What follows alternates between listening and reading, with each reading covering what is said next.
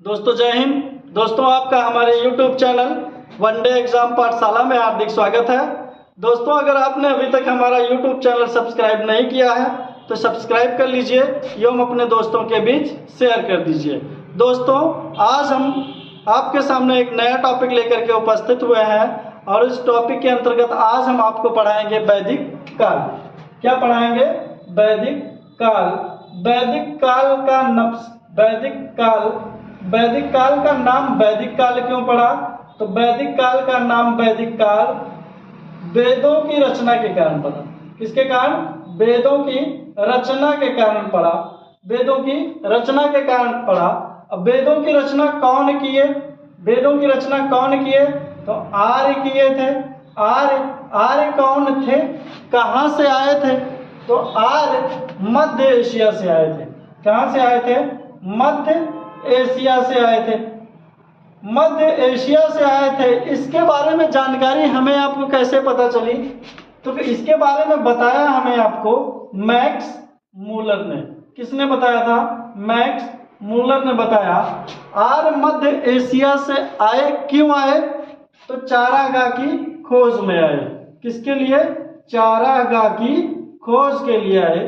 ठीक है, चारागाह की खोज के लिए आए। कौन? आर्य मध्य एशिया से आए। आर्यों की भाषा, अब इन्होंने वेदों की रचना की तो किस भाषा में की वेदों की रचना? तो आर्यों की भाषा कौन सी थी? आर्यों की भाषा संस्कृत थी। देवताओं की भाषा भी संस्कृत को ही कहा जाता है। भाषाओं की जननी भी संस्कृत को कहा जाता है। क्या भारतीय लोग संस्कृत से परिचित थे? नहीं थे। इसलिए आर्यों ने भारतीयों को अनार्य कहा। अब परिचित नहीं थे तो बोल नहीं पाते होंगे, तो आर्यों ने भारतीयों को संस्कृत भाषा सिखाने के लिए जिम्मेदारी ली। दक्षिण भारत में संस्कृत भाषा सिखाने की जिम्मेदारी किसने ली? जिसे हम आप आर्यीकरण कहते हैं। और उत्तर भारत में संस्कृत भाषा सिखाने की जिम्मेदारी किसने ली? उसके बारे में। तो दक्षिण भारत का आर्यीकरण किसने किया? क्वेश्चन पूछा जाता है। दक्षिण भारत का आर्यीकरण किसने किया? तो दक्षिण भारत का आर्यीकरण अगस्त ऋषि ने किया। किसने? अगस्त ऋषि ने किया। और उत्तर भारत का आर्यीकरण किसने किया? उत्तर भारत का आर्यीकरण किसने किया? गौतम राहुगढ़ ने किया। किसने? गौतम राहुगढ़। किसके दरबारी कवि थे? तो राजा वैदेह के दरबारी कवि थे। किसके दरबारी कवि थे? राजा वैदेह के दरबारी कवि थे। आर्यों को भारतीय सभ्यता एवं संस्कृति का संस्थापक माना जाता है। क्वेश्चन पूछा जाता है, भारतीय सभ्यता एवं संस्कृति का संस्थापक किसे माना जाता है? आर्यों का माना जाता है। आर्यों को भारतीय सभ्यता एवं संस्कृति का संस्थापक माना जाता है। वैदिक काल कब से कब तक? तो वैदिक काल 1500 ईसा पूर्व से लेकर के 600 ईसा पूर्व तक था। वैदिक काल कब से कब तक? 1500 ईसा पूर्व से लेकर के 600 ईसा पूर्व तक था। आर्यों के समय महत्वपूर्ण पशु कौन था? आर्यों के समय महत्वपूर्ण पशु कौन सा था? महत्वपूर्ण पशु तो गाय थी। महत्वपूर्ण पशु कौन थी? गाय को अघन्या कहा गया है। गाय को क्या कहा गया है? अधन्या। युद्ध किसके लिए लड़े गए? किसके लिए? तो युद्ध गाय के लिए लड़े गए और युद्ध को गविष्ट कहा गया। कौन लड़ता था युद्ध? राजा। युद्ध कौन लड़ता था? राजा। इसलिए राजा का यह कर्तव्य होता था कि लोगों की गायों की रक्षा करना उसका कर्तव्य होता था। अमीर गरीब का निर्धारण किसके आधार पर किया गया? ऋग्वैदिक काल में या वैदिक काल में अमीर गरीब का निर्धारण किसके आधार पर किया गया? तो अमीर गरीब का निर्धारण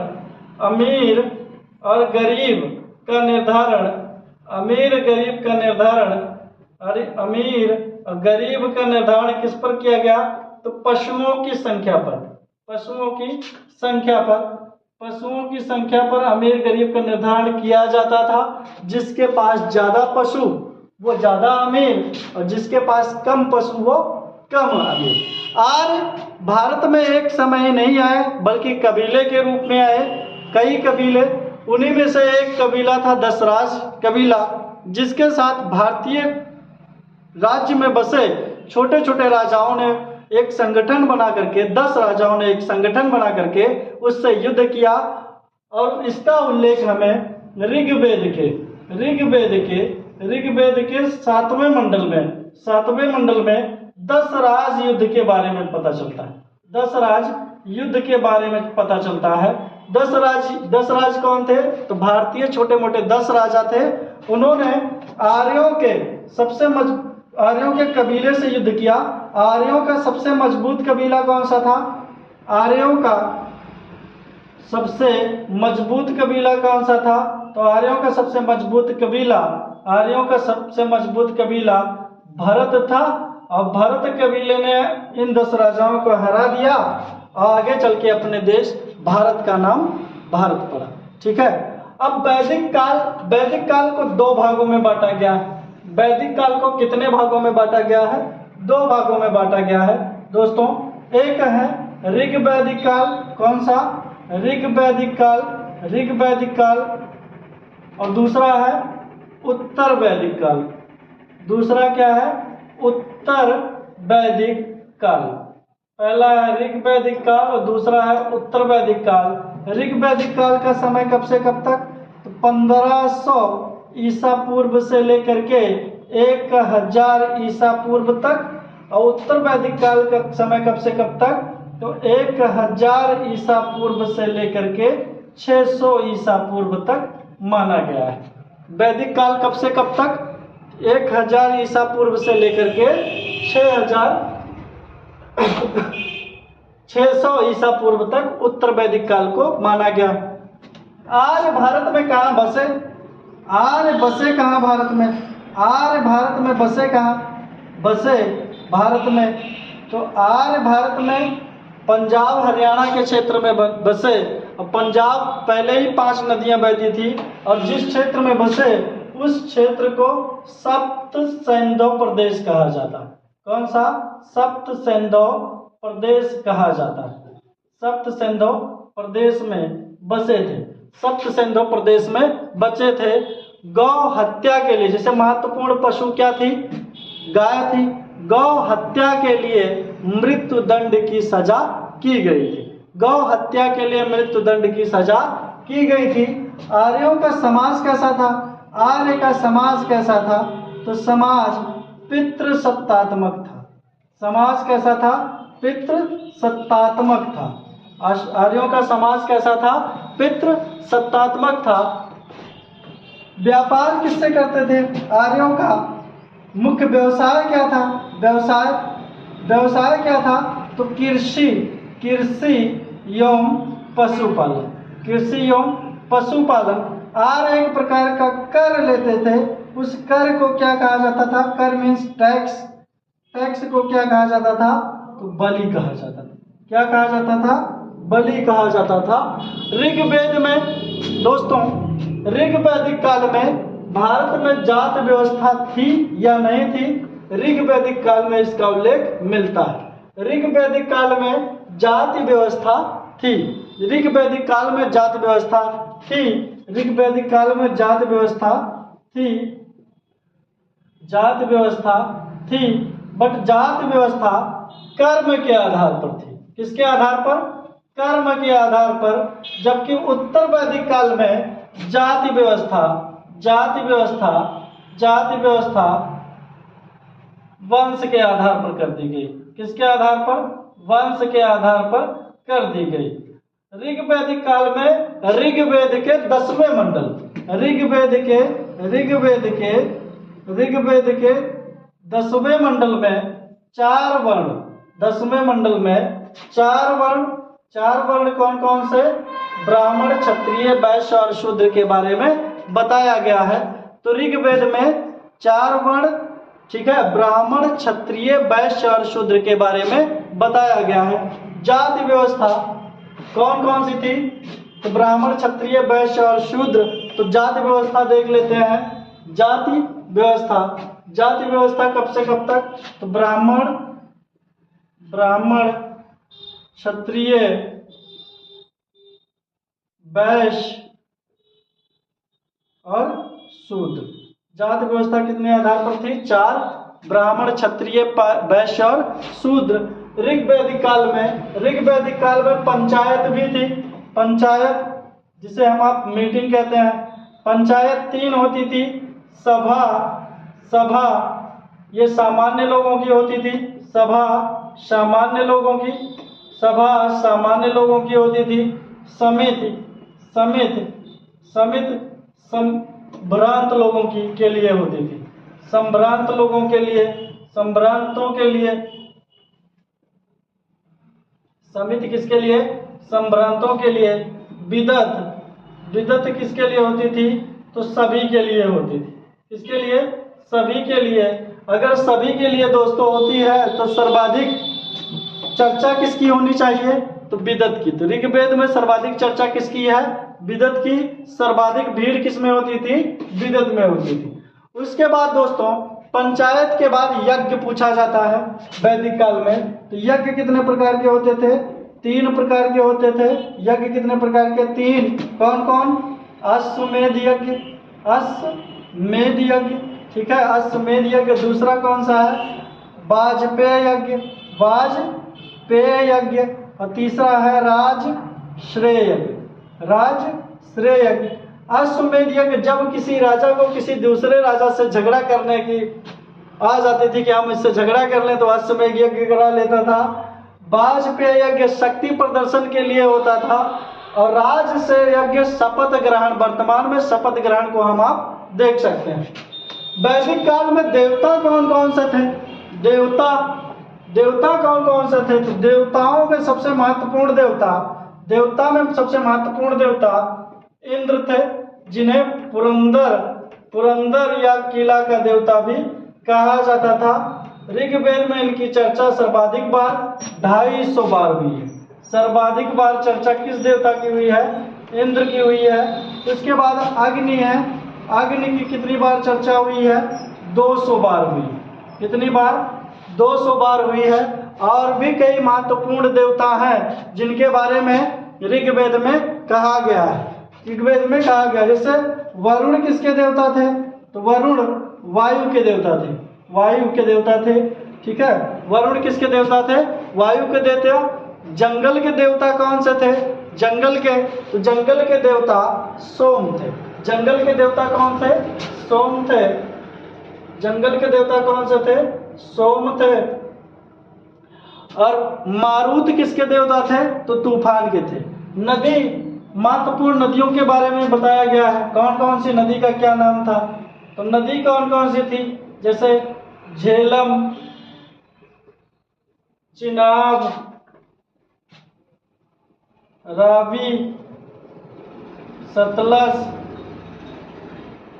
ब्यास, गंडक। इन्हें ऋग्वेद में किस नाम से जाना जाता था? तो झेलम को किस नाम से जाना जाता था? झेलम को किस नाम से जाना जाता था? तो वितस्ता के नाम से जाना जाता था। झेलम को किसके नाम से? वितस्ता के नाम से। चिनाब को अस्किनी के नाम से जाना जाता था। रावी को परुषणी के नाम से जाना जाता था। सतलज को शतुद्री के नाम से जाना जाता था। ब्यास को विपाशा के नाम से जाना जाता था। और गंडक को सदा नीरा को नाम से जाना जाता था। और घग्गर, सरस्वती को घग्गर के नाम से जाना जाता था। सरस्वती को किसके नाम से जाना जाता था? घग्गर के नाम से जाना जाता था। सरस्वती को किसके नाम से जाना जाता था? घग्गर के नाम से जाना जाता था। दर्शन शास्त्र दोस्तों बहुत पूछा जाता है। दर्शन शास्त्र कितने थे? दर्शन शास्त्र की संख्या 6 थी, इसलिए इसे षष्ठ दर्शन भी कहा जाता है। क्या कहा जाता है? षष्ठ दर्शन भी कहा जाता है। और कौन कौन दर्शन शास्त्र थे? एक था न्याय दर्शन, न्याय दर्शन, न्याय दर्शन, न्याय दर्शन के प्रतिपादक कौन थे? न्याय दर्शन, सांख्य दर्शन, सांख्य दर्शन, योग दर्शन, योग दर्शन, न्याय दर्शन, सांख्य दर्शन, योग दर्शन। वैशेषिक दर्शन किसे कहा जाता है? वैशेषिक, वैशेषिक, वैशेषिक दर्शन के प्रतिपादक कौन थे? उत्तर मीमांसा के कौन थे और पूर्व मीमांसा के कौन थे? पूर्व मीमांसा के प्रतिपादक कौन थे? तो न्याय दर्शन के प्रतिपादक कपिल, न्याय दर्शन के प्रतिपादक गौतम ऋषि थे। न्याय दर्शन के प्रतिपादक कौन थे? गौतम ऋषि या गौतम। न्याय दर्शन के प्रतिपादक कौन थे? गौतम। सांख्य दर्शन के प्रतिपादक कौन थे? तो कपिल मुनि थे। सांख्य दर्शन के प्रतिपादक कपिल मुनि। योग दर्शन के प्रतिपादक पतंजलि, योग दर्शन के प्रतिपादक पतंजलि। वैशेषिक दर्शन के प्रतिपादक कणाद। उत्तर मीमांसा के बादरायण, उत्तर मीमांसा के बादरायण थे और पूर्व मीमांसा के जैमिनी थे। पूर्व मीमांसा के जैमिनी थे। समाज की अर्थव्यवस्था का आधार क्या था? तो अर्थव्यवस्था का आधार कृषि एवं पशुपालन था। समाज की सबसे छोटी इकाई क्या थी? समाज की सबसे छोटी इकाई, समाज की सबसे छोटी इकाई, समाज की सबसे छोटी इकाई, सबसे छोटी इकाई क्या थी? तो समाज की सबसे छोटी इकाई गांव, जिसका प्रधान ग्रामिक होता था। ठीक है, जिसका प्रधान कौन होता था? ग्रामिक। अब बड़ी इकाई क्या थी? जनपद, जिसका प्रधान राजन होता था। कौन होता था? राजन। दोस्तों, इसी बीच उत्तर प्रदेश के अतरंजी खेड़ा में, उत्तर प्रदेश के अतरंजी खेड़ा में, उत्तर प्रदेश के अतरंजी खेड़ा में लोहे की खोज हो गई और लोहे की खोज होने के कारण लोग जनपद में इकट्ठा होने लिए और आगे चल करके यही जनपद महाजनपद कहलाए। और जनपदों की संख्या कितनी है? महाजनपद की संख्या, महाजनपद की संख्या कितनी है? 16, जिसकी जानकारी हमें सर्वप्रथम किस पुस्तक से मिलती है?